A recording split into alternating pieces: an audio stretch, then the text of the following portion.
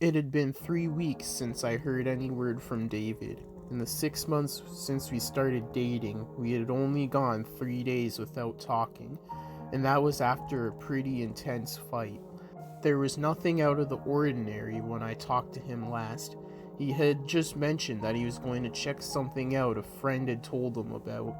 But then I got a really weird text the night before. It was from David, but it wasn't from his number. It only had 5 words in it. No end. Don't come, David. Something was wrong. After I read that text, I felt nauseous, like I was seeing something I shouldn't. I decided to get a hold of Peter, but I had talked to his ass before. He was a deadbeat, but at least he might have some information on where David might be. I decided to log on to AIM with David's account. I figured it would be easier to start something with Peter if he didn't know it was me. When I logged on, he immediately messaged me. David, holy shit, you had me worried. I thought you went to the house. What do you mean? NoEnd House, man. That place I told you about. I could have sworn you were gonna go. No end. This guy knew what was going on. Yeah, I couldn't find it. Maybe I'll try again tomorrow. Where was it again? No way, you already had me worried. Fuck that place. I've been there. You don't want to go there. Peter, this is Maggie. Wait, what? Where's David? I don't know. I thought you would have known, but apparently not. Oh shit. Oh shit. What? Seriously, Peter, you need to tell me what's going on. I think he went to the house. It's outside of town, maybe 4 miles down Terrence Street. Unmarked road, turn right. Shit, man, he's gone. No, I don't think he is. What are you planning on doing? I'm going to get him back. I left the next night around 8. There wasn't a single car in the entry strip, and as I turned onto the unmarked street, I saw a sign pointing down the road. No end, this way, open 24 hours. My breathing hadn't been steady since I left my house, and seeing the house didn't help. There weren't any other cars around, which made me think that it wasn't open. A light from the front stoop illuminated the surrounding area, and the windows showed that the lights were on inside. I parked my car, walked up to the front door, and made my way in. The front lobby was normal enough, but as I predicted, there wasn't anyone there. All the lights were on, but no one was there, besides the door I came through. There was only one other. Posted next to it was a sign. Room 1, this way, 8 more follow, reach the end and you win. That wasn't what made my stomach sink. That wasn't what stopped my heart. There was more below, scrawled in handwritten in red, you won't save him. I must have stood in that lobby for an hour. I was frozen. I didn't know how to go on. Did I go through the door? Did I call the police? After reading the sign, I decided that I may have bit off more than I could chew. I'm average height for a girl, but pretty thin. I wasn't about to fight off some psycho that was holding David hostage. I decided calling the cops was the best thing to do, so I reached in my pocket and opened up my phone to call. No service. The house must be blocking the signal, and it was basically in the middle of nowhere. I walked towards the entrance, figuring I'd find service outside. I reached the knob and twisted, and nothing. It was locked. I shook it harder. Nothing. It was locked from the outside. I slammed my hands against the door and called out to anyone that could hear me. I knew it was useless. No one was out there except me. Then I felt a vibrate in my pocket. I reached down and looked at my phone. One unread text. At first, I was really glad I had service. I was saved. Maybe the text was from David, that he was alright. It was from a different number, one I didn't have in my phone. I pressed open and nearly dropped the phone. You can't save yourself either. My entire body was shaking. I wanted to pass out. I was stuck there. A cell phone with no service in a room with no exit. My eyes scanned the room and landed on the door across the room. A gold 1 was mounted on the front. It looked like a room door in a hotel. The ground felt far away as I walked closer to the door. In a few moments I was within inches of it, and I placed my head against the wood and listened. All I heard was a distant Halloween music, just creepy instrumental music you'd hear at any haunted house. Suddenly I got a little calmer. David was always known for his pranks. He would tell me about these elaborate setups he and his friends would make for the new players on their soccer team. Somehow a smile found its way onto my face, and I opened the door without fear. Entering the first room alleviated my fears even more. The room was a completely normal attempt at a haunted house, though rather lacking. In each corner was a scarecrow, but not even scary ones. They were the kind you would see in grade school, with the big smiling faces. Paper ghosts hung from the ceiling, and a fan in the corner added a cool breeze that made them spin. Next to one of the scarecrows was again the only other door in the room. Printed on the front, similar to the first door, was a large tube. I laughed and left this lame room behind me. When I opened the door to room 2, I couldn't see 3 feet in front of me. It was completely filled with gray mist that smelled like rubber. I guess there had been some fog machine in here, and it must have been pumping this stuff for hours. There was no windows in the last room, so the ventilation must have been terrible. I walked slowly forward and letting out a small shriek. I bumped straight into a large, robotic Jason Voorhees. His eyes flashed red and the knife in his hands went up and down in a jerky stabbing motion. My heart was racing, and if anyone was with me, I would have felt incredibly embarrassed. I covered my mouth and made my way past the Robo-Jason. The fog was getting to be a little much. I was beginning to feel lightheaded as I found the door to room 3. I placed my hand to the knob and jerked it back in pain. The knob was extremely hot. I placed my hand on the door itself and felt that it was too warm. I couldn't hear anything from the other side. I put my ear up to the warm wood, expecting to hear a fire, and I heard nothing. I assumed that it was just a warmer, like they were pumping heat into it like the final room in Mr. Toad's Wild Ride at Disneyland.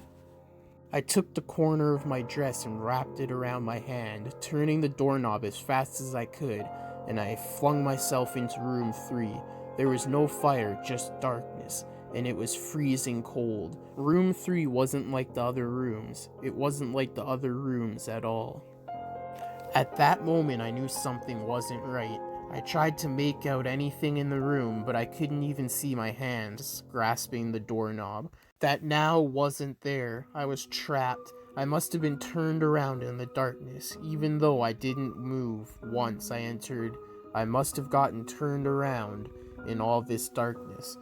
At that moment, a light on the ceiling flashed on, a single spotlight pointing directly down, illuminating a small table, and on this small table was a flashlight. Even though I couldn't really see where I was going, I moved forward. The light on the ceiling was enough to make my way to the table. As I reached for the flashlight, I noticed a small tag attached to the handle. To Maggie from management. The moment I finished reading, the light above me turned off and I was again left in the dark. I fumbled with the flashlight for a second before I was able to turn it on. From what seemed like every direction, a low rumbling hum surrounded me.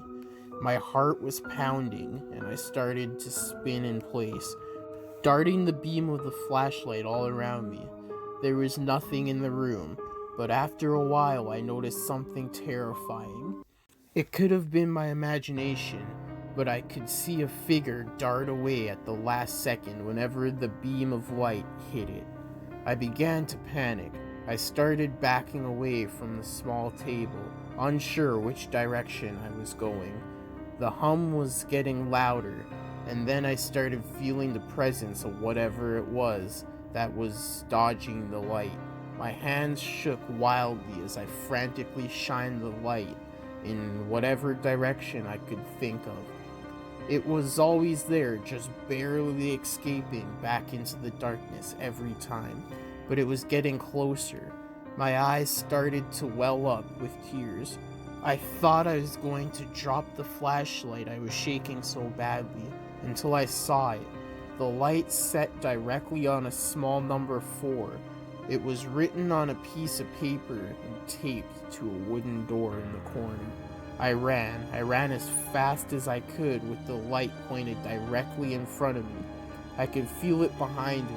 The hum was getting louder and I thought I could feel its breath on my neck. I was sprinting at this point, only a few more feet to go. In one motion, I grabbed the handle, twisted it, and slammed it shut behind me. I was now in the 4th room. I was outside. It wasn't in the house anymore. What awaited me was opening the door to room 4 was what looked like a cave. I looked down to the ground and I noticed something strange and disturbing. The ground wasn't made of grass or rock or dirt. It was wooden paneling. It was the same floor as in the previous rooms. This was room 4. Somehow I was still in that house. There were a few torches mounted on the sides of rocks surrounding me, and the cave beyond was pitch black. The torches looked like they could be taken down, so I walked over to the closest one and unsheathed it from the mounting piece. My body was covered in sweat, and I slowly made my way into the cave. The hum was gone, hopefully for good. No other noise met me inside the cave, but there was a slight breeze. The cave seemed to go on forever, and I was walking for what felt like hours until I saw a faint blue light. I walked towards it curiously, but at a decent pace. The light was an opening, the end of the tunnel. I started walking a little faster. I always hated cramped space like caves and tunnels. In a few moments, the exit within feet, and before I knew it, I was at the end. And that's exactly where I was, the end. At the exit of the cave, the ground dropped off a cliff, and there was no other way to go. I looked back into the dark cave behind me. I knew there wasn't any turns. It was a straight tunnel. I turned and looked down over the edge. What I saw made my stomach turn worse than it ever did before. What I saw was an ocean, water all around with nothing in sight. The drop must have been 100 feet, with a small rock formation at the bottom. After a few seconds of studying the rocks, my stomach turned more than I thought possible, and my body broke into a fresh sweat. The rocks formed a number. The rocks formed a 5. I stood up and backed away from the edge. I hated heights. I was stopped by a wall that shouldn't have been there. I turned around and was met with a terrifying sight. The cave was gone. I was face to face with a solid stone wall, the side of whatever mountain this was. I had to keep telling myself I was still in NoEnd House. I didn't leave. Clearly, this isn't an actual mountain. But it felt so real. I turned back and looked over the cliff again. There was no way. This house has been pretty messed up before now. I was outside for God's sake. But what it expected me to do now was too much. I knew what those rocks down there meant. That was the entrance to room 5. There was no stairs leading down, no other paths to use. I was trapped again. The house wanted me to jump. The house wanted me to jump. I sank to the ground and curled into a ball. I couldn't do it. There was no way I could jump off a cliff onto a jagged rock formation 100 feet below. My mind was split in two. I knew that I was still inside, but my surroundings screamed in my ear the opposite. I stayed on that wooden ground for a while. At that point, I had lost all conception of time. After what seemed like weeks, I finally knew I couldn't do it, and it taunted me. And then the hum returned, the low and distant hum. It seemed to come from behind me, resonating within the mountain. I don't know what came over me, but after hearing that sound, something inside me lit up. I clenched my eyes shut and I jumped. The wind was rushing up as I fell, and a deep fear washed over me. I was going to die. I was going to smash into those rocks and die. They were going to tear me apart and I was going to die. I didn't dare open my eyes. I just fell. Even with the loud wind around me, the hum was now deafening. I just wanted it to be over. I just wanted it to be over. I just wanted it to hit the rocks, and I wanted it to be over. Then I stopped. I wasn't falling anymore, but I never hit the rocks. I opened my eyes and looked around. I was standing on a familiar wood-paneled floor of the house. The hum was gone, and silence took its place. I had made it. I was in room 5. I don't know how it happened, but I was in room 5. The feeling of dread was gone. I was just incredibly happy to be alive. After a few moments to collect myself, I decided to look around at the rest of the room. My happiness left me fast. The room was empty. The walls matched the floor, and the ceiling matched the walls, and the walls had no doors or windows. I was in a sealed box. Then I realized I didn't make it. I wasn't safe. I had made it out of the 4th room, but only to enter room 5, and there was no leaving it. And at that moment, I wondered if David had been in this room. I wondered if he jumped off the 100-foot cliff and ended up stuck in the room. And if he did, that means he got out. He wasn't here. I was alone. He got out, and I would too. The thought of David escaping this room gave me newfound confidence, and a second wind flipped my spirit. I was going to get out of this room, find David, and get us the hell out of here. I walked around the perimeter of the wall and felt for any sort of inconsistency. Nothing. The walls were flawless, barely a scratch on them, let alone some secret exit. I started to knock at random places of the walls. They were completely solid. The confidence started to leave me. I was running out of ideas, and that was when she spoke to me. "Maggie, you shouldn't have come here, Maggie." I nearly jumped out of my skin if that was possible. I was still facing the wall, and the voice had come from the middle of the room.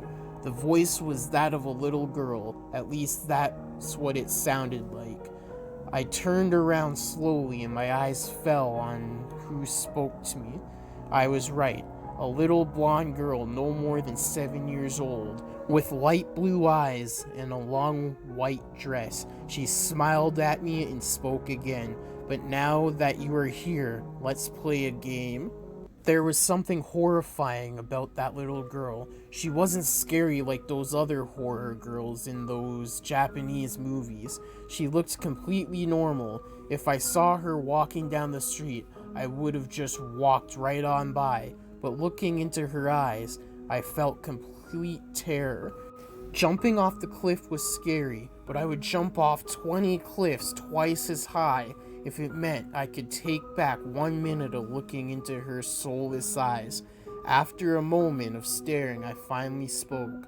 "What game? Who are you?" I mumbled. "If you lose, you die. If I win, he dies." My heart sank somewhere below my feet. I couldn't believe what I was hearing, but I knew she was telling the truth. "Which will it be?" she smiled. "Neither. I don't know where I found the courage to talk back to this demon child, but I had come too far just to let David die, and if I died, this was all for nothing. No, I chose neither. But then I saw it. The reason the little girl terrified me. She was more than just a small child. Looking at her, I also saw what appeared to be a large man covered in hair, with the head of a ram. It was a horrible sight. I couldn't see one without seeing the other. The little girl stood in front of me, but I knew her true form. It was the worst sight I'd ever seen. Too bad. And with that, she was gone. I was alone again in an empty and silent room. Only this time, something was added. A small table where she stood appeared from nowhere. as though it was there the whole time. There was something on it, but I couldn't tell from where I was. I walked up to the table and looked at the small object. It was a small razor, like one you would find in an X-Acto knife. I reached out and picked it up. As I did, a scream left my mouth. When my hand came into view, I saw something that was never there before. It looked as though something was branded onto my skin, a single number 6. I looked back to the razor and I noticed the tag attached to it. To Maggie from management. Thought you may need this. After reading the note, I started sobbing uncontrollably. Tears were rushing down my face harder than they ever have in my life. I had never cried like that, and I don't think I ever will again. I fell to the ground and sunk my head into the hardwood floor. I was sobbing for hours, just laying there on the ground.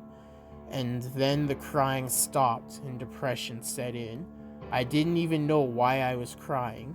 It wasn't about David. It wasn't even about how I was stuck there. There were still no doors in this room. I was still trapped, but that's not why I was sad. I was in the deepest depression possible, complete and emotionless depression. I felt empty and crawled my way up from the ground and steadied myself against the table. My eyes fell on the razor and I picked it up. I was going to kill myself. I couldn't handle it anymore. I had had it. David was probably dead. I was trapped here. It was over. I pressed the razor against my wrists, right above the 6 that had appeared on my skin. The sobbing had came back, and I just stood there crying with the razor pressed against my wrists. David was dead. I was about to die. Nothing mattered anymore. And with one deep cut, I sliced down my wrist. Immediately after slicing down my wrist, I was no longer in room 5. I didn't die, I knew that for sure. The depression was gone, but I was by no means happy. Tears were still finding their way down my face. The room I was in was similar to the one previous, and again, it had no doors. There wasn't a lamp, but somehow was still able to see everything clearly. The room was completely empty, but before I had time to think of what to do next, it went dark, and then the hum from before returned. I covered my ears in protest. It was louder than it ever was, but it was over in a moment, and the light returned. Only this time something was added to the room, and then I screamed. There in the middle of the room, strung up by chains and naked from the waist up, was David. It looked like he was tortured. Knife wounds littered his chest and arms. David, I ran up to him as fast as I could. He was conscious. I saw his chest move up and down, but he wasn't speaking. And that's when I noticed what was etched into his chest. I dropped to my knees as I saw it. The 7 stared at me as though it had eyes. I heard David try and speak, and I got to my feet and got as close as I could to him. David, can you hear me? Maggie, what are you doing here? His voice was slight, but he was talking, and I was thankful for that. David, I'm trying to save you. How do I get you down? There were large padlocks on the chains holding him in place. I looked around the room for any sort of key, but all I found was a small knife in one of the corners. The metal was way too thick for the knife to even dent it, so I discarded it as useless. I went back to David. It looked like he was on the verge of death, and then I felt my pocket vibrate. It startled me something awful. I took the phone out of my pocket, as I suspected, one unread text. I flipped my phone open. That isn't me.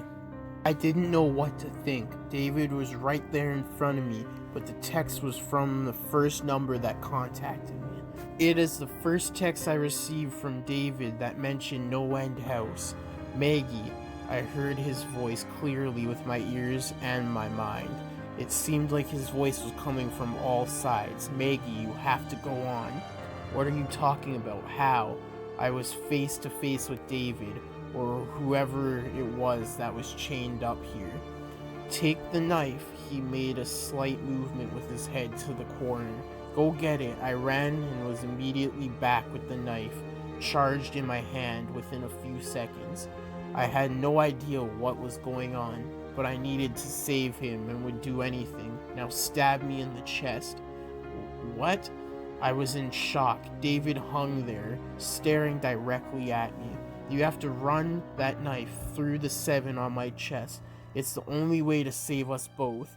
No, I stumbled backwards. No, you're not making any sense. Maggie, he was screaming now. His eyes looked frantic. The sides of his mouth grew into a twisted grin. Maggie, stab me now. It's the only way. I looked down at the knife in my hand. My head fell as though it was being struck with a bat.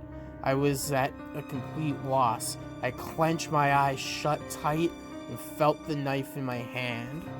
Maggie, and with a scream and a thrust, I stabbed the knife into David's chest. I don't know what came over me. I just knew it was the only way. I opened my eyes and saw his face. It was terrified. Tears slid down his cheeks, and David looked me in the eye. Why did you do that? He couldn't fool me. I know that wasn't David. It couldn't have been, or else I wouldn't have been able to stab him. I know it wasn't. I know it wasn't. His eyes rolled back, and the life left him. But that's when it changed. The 7 on his body was gone. The blood dripped down onto the ground into a pool below me. The crimson liquids stretched out in every direction. The circle nearly filled the room, and I began to sink. I tried to move, but I couldn't. It was like quicksand. The blood was up to my knees now. As much as I tried to struggle, it just sank deeper, up to my chest now. I clawed and scratched at the wood around me. The lifeless body of David hung above, his head facing me, smiling. Blood reached my neck. I was beyond terrified. Before long, I was fully submerged and fell into darkness. When I woke up, I was outside the house. I could feel the cold earth below me. I rolled onto my back and looked up at the night sky. The NoEnd House towered above me, complete with my car parked in the same spot. I wasn't sure whether I should laugh or cry. I was out. I was out. I was out. I was out. I got up and dusted off my pants. My body was still shaking as I walked to my car, but a feeling of uneasiness washed over me. There was no way I escaped. The house wouldn't just let me go. Something wasn't right. I knew it. I knew I didn't kill David in the 6th room.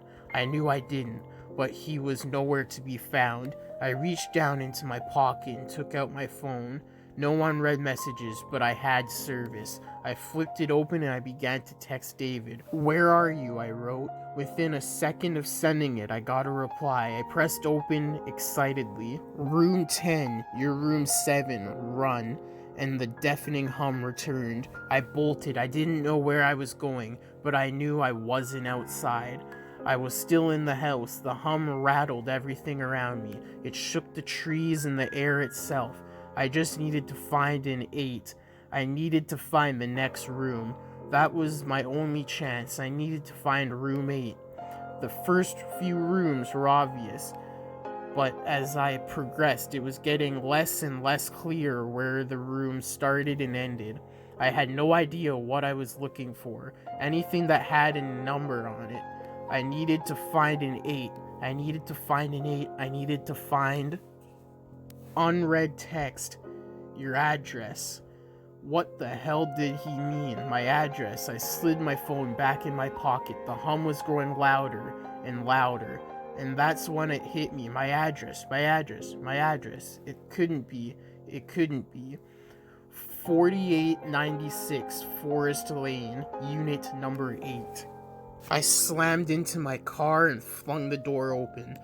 The hum shook the metal of the car and seemed to follow me inside. I floored it and made my way back down the dirt road towards my apartment. None of this was making sense. How is room 8 my apartment? Should I have trusted that text? It was from David, I know it was. There was no reason not to trust it. It took no time at all to drive to my complex, and honestly, I didn't even remember driving. It was like when you zone out for a minute and wake up farther down the road. I didn't even bother locking it. As I ran up the front gate, my hands fumbled with the keys as I unlocked the bolt and made my way into the first hallway on the left. My complex was huge, but my apartment was one of the first ones on the left. I ran as fast as I could, past 4, past 5. My head was spinning. This night weighed down on me like a lead vest. Past 6, the farther I made it down the hallway, the farther away the hum seemed to be. As I passed Unit 7, I could barely hear it anymore, and when I stopped in front of my unit, it was completely silent. I just stood there, standing in front of my apartment. The small gold 8 was at eye level with me. I reached for the doorknob and slowly slid my key inside, twisted, and the door swung open, and I was sucked in like a vacuum and the door slammed behind me. Room 8. I got up off the floor and looked around. It was identical to my apartment. If I didn't know any better, I would have assumed that I was home and that this was a bad dream. My mind went to David and wondered what room 8 was to him, what it was that the house showed him. I walked around and studied the area. Literally everything was how I left it, right down to the half-eaten Chinese left out next to the sink. I looked over at my computer desk in the family room. The monitor was still on. The AIM was still up and running. I walked over and sat in front of it, scrolling through my conversations with Peter. It was there, word for word. The house knew all of this, and how I had no idea. To be honest, I tried my hardest not to think about it. The answer no froze. I clicked shutdown, nothing. I clicked Control-Alt-Delete, nothing. I pressed the monitor power button, nothing. And then a pop-up appeared on screen. It was a video chat. I looked at the list of people in it, and there were 2 names, Maggie and Management. The video feed was live, and all it showed was a gray wall. Then a message from Management popped up in text box. Hope everything is how you left it. Who are you? I responded. Enjoy the show. And that's when the camera turned off. The camera focused on a young man strapped to a surgical table. He was completely naked and sobbing quietly to himself. The image wasn't that clear, but I thought I had recognized the man laying there. He was tall, short, brown hair, and a fairly pale complexion. This is what happens when people attempt to cheat. That's when I realized who it was. Strapped to the surgical table was Peter Terry, and he wasn't alone. I don't want to describe what I watched at the moment. The screams, the sounds that Peter made were unlike anything I've ever heard out of a human. I couldn't look away, I wanted to, but I think it was the power of the room.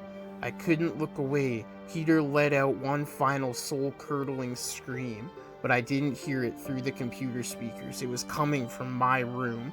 My heart sank as I spun around towards the hallway. I got up off the chair, and I could still hear the screams emanating as I walked towards its source. I reached my bathroom door, and the screams were now replaced by the hum. That hum. It had haunted me this entire time. I slowly opened the door, and I saw inside my room what I had seen on my computer.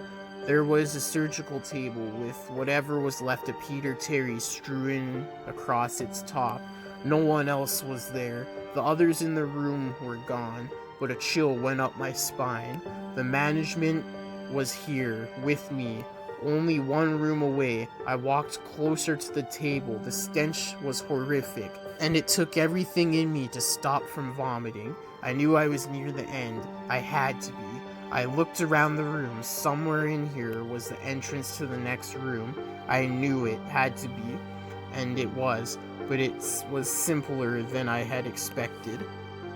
Across the room where my bathroom door should have been was a simple wooden door, similar to the earlier ones in the house.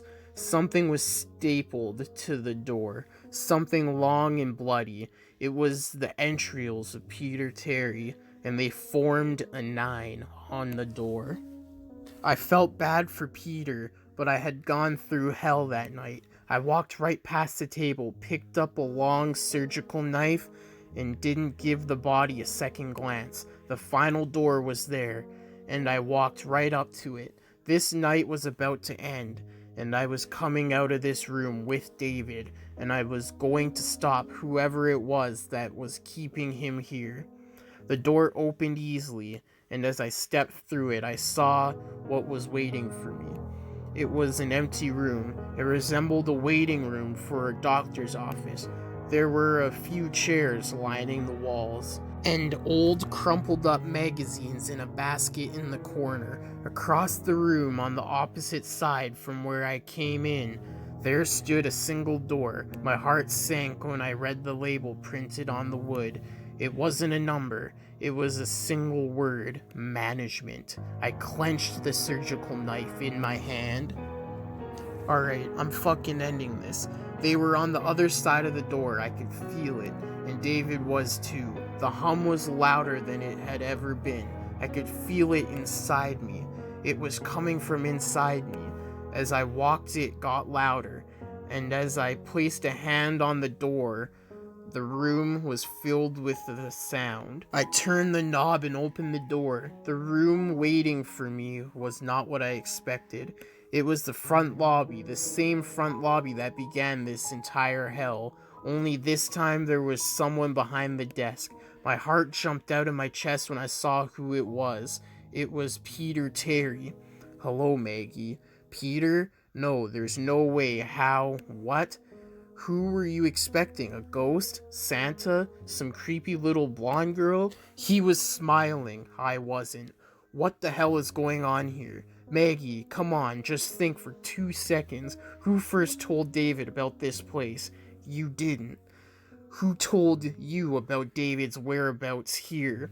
God damn it, Peter. You were his friend. I'm sorry, Maggie. That's how we run business here. Where is he?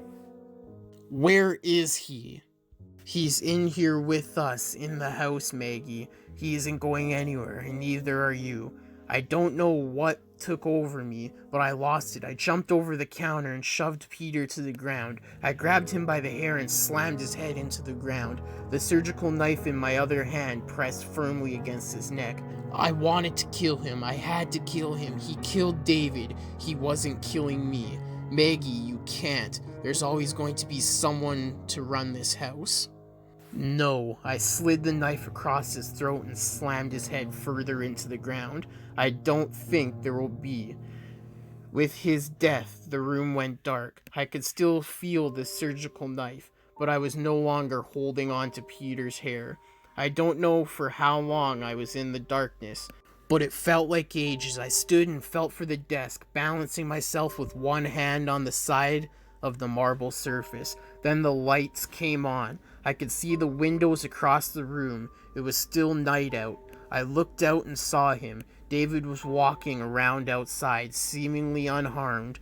I ran to the door and tried to open it. I was so happy, but the door wouldn't budge. I tried my hardest, but the door wouldn't let me out. I looked out the window and saw David. He was beginning to walk down the dirt road. I rested my head against the door and saw it. My stomach lurched hard. There, pinned to my chest, was a name tag with one word: management.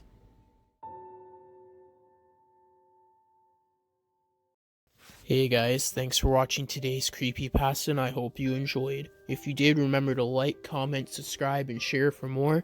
The links to the Facebook page, the Twitter, and the Instagram will be in the description below, as well as the link for the creepypasta and the music used. Also, 6 videos a week, one every day, at least one every day, so stay tuned for those. But yeah, until next time in the Deadly Zone, stay deadly and stay spooky.